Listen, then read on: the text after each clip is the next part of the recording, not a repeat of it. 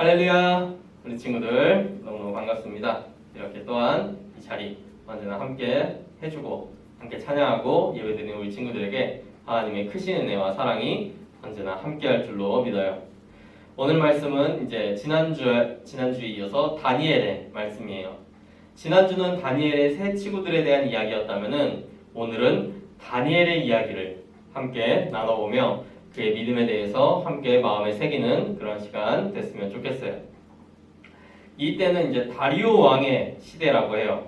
그래서 그는 전국에 많은 관리들을 두어서 그 나라를 다스렸는데 그 나라를 이 관리들이 3명의 총리에게 이 모든 것을 보고하고 그들의 통치를 받았는데 다니엘은 그 3 총리 중에 한 사람이었어요. 그런데 다니엘이 워낙 왕한테 열심히 하니까 왕이 다니엘을 또한 다른 총리들 중에서도 더욱 편애하고 총애하였던 거예요. 그렇다 보니까 다른 고관들이 다니엘을 질투해서 그를 모함해서 이제 죽이려고 꾀를 냈는데 근데 아무리 찾아봐도 다니엘의 약점이 보이지가 않는 거예요. 그런데 보니까 다니엘이 매일 같은 시간에 하나님을 위하여서 성전을 바라보고 기도하는 것을 알게 됐어요. 그래서 그 고관들이 꾀를 내어서 왕에게 나아가서 왕이시여 우리가 한 법률을 생각해 보았는데 이것은 왕을 높이기 위한 법입니다 라고 말하면서 한 달 동안 그 누구도 왕 외에는 다른 신이든지 그 무엇에게도 절하거나 기도하면 안 되는 그러한 법을 제정을 한 거예요. 그러니까 이 한 달 동안에는 무조건 왕을 높이고 왕에게 기도하고 왕에게 무릎 꿇으라 이렇게 왕을 높이는 한 달이 되어라 라고 이렇게 법률을 정하고 이 법을 어기는 사람은 사형에 처하는데 그냥 죽는 것도 아니고 사자굴에 던져넣는 형벌을 이제 말하게 된 거죠.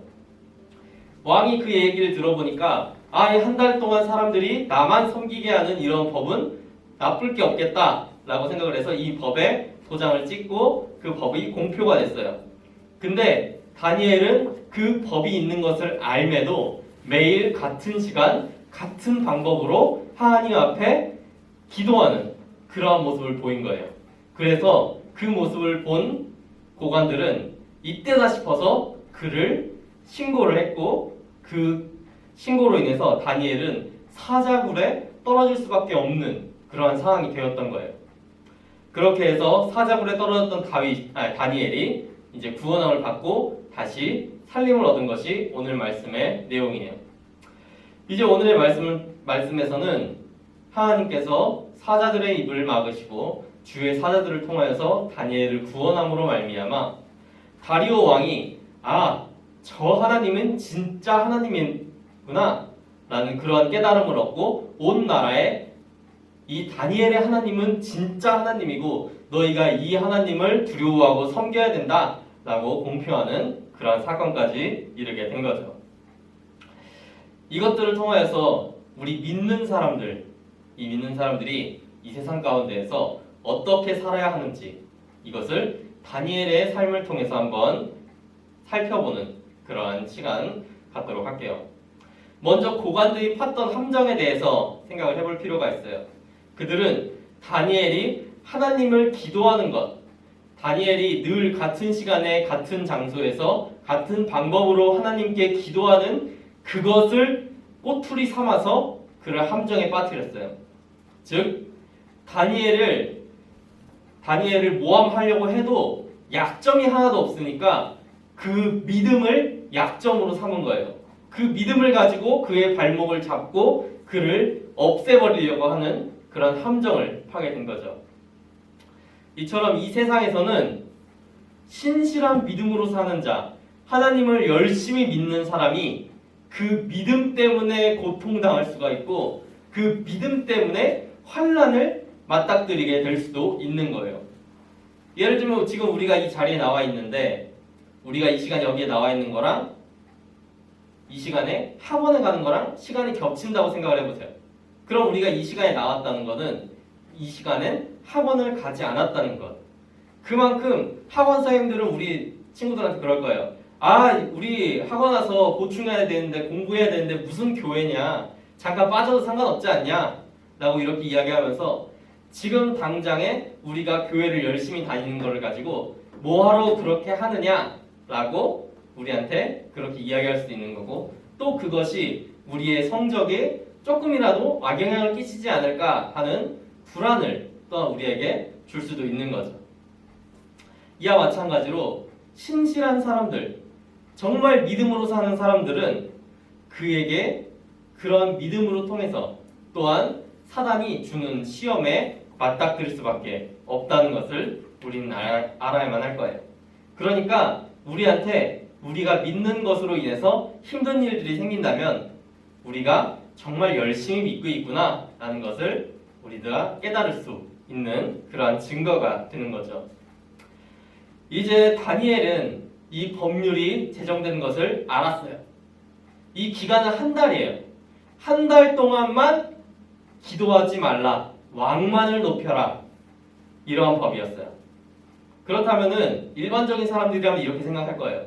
그러면은 딱 한 달 기다렸다가 저들이 함정을 파놓은 것 같으니까 한 달만 딱 참았다가 한 달 뒤에 다시 기도하면 되지 않나? 왜 다니엘은 이렇게 어리석은 선택을 하였을까? 라고 사람들은 생각할 수 있을 거예요. 전도사님도 맨 처음에 이 말씀을 보았을 때는 한 달인데 그냥 잠깐 참고 넘어가면 되는 거 아닌가? 그냥 한 달 잠깐 보내면 되는 거 아닌가? 금방 가는데 그렇게 생각을 했을 거예요. 근데 다니엘은 그러한 상황에서도 멈추지 않고 기도를 했던 것을 알 수가 있어요. 그리고 그 기도를 할 때 앞에 말씀해 보면은 참 대단한 게 몰래 숨어서 기도한 게 아니고 창문을 열어놓고 기도했다고 나와 있어요. 그러니까 너희가 신고할 테면 신고해봐라. 나는 기도하겠다. 지금 이 상황에서 기도하면 안 된다고 말하고 있지만 나는 그럼에도 당당하게 드러내고 기도하겠다. 내 믿음을 드러낼 것이다. 라고 이야기를 하였던 거죠. 그들의 핍박, 지금 당장 다가오는 위기보다 다니엘에게는 하나님이 중요했기 때문에 그는 그러한 선택을 할 수 있었고 기도할 수 있었던 거예요.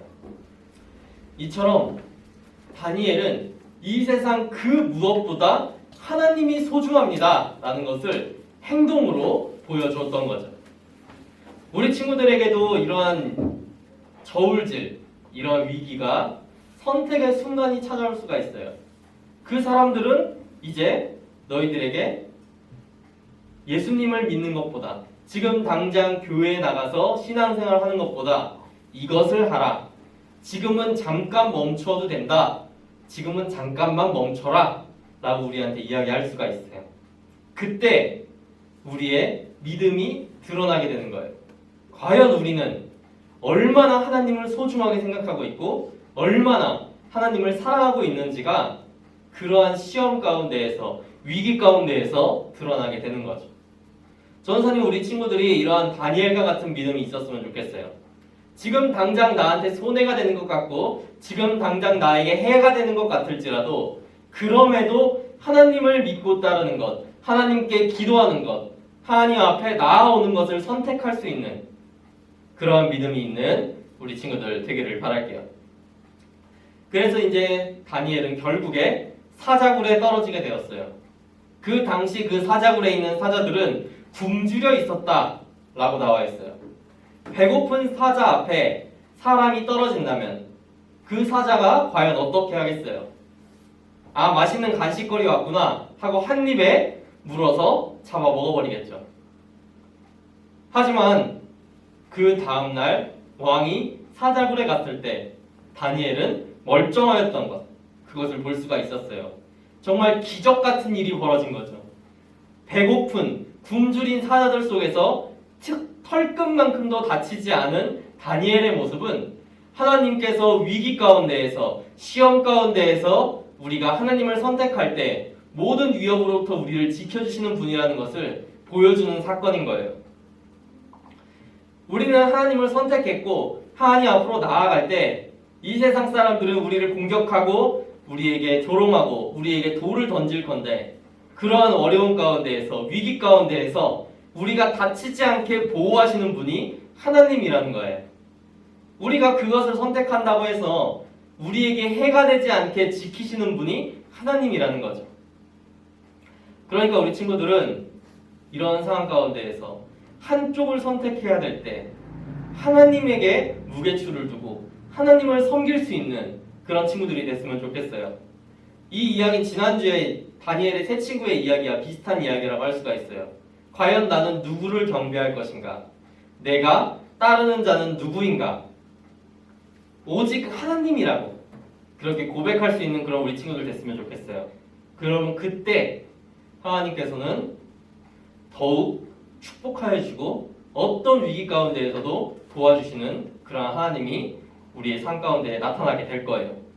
그리고 오늘 본문 마지막 절에 보면은 이 다니엘이 다리오 왕의 시대와 바사 사람 고레스 왕의 시대에 형통하였더라 라고 기록하면서 이 말씀을 마무리하고 있어요.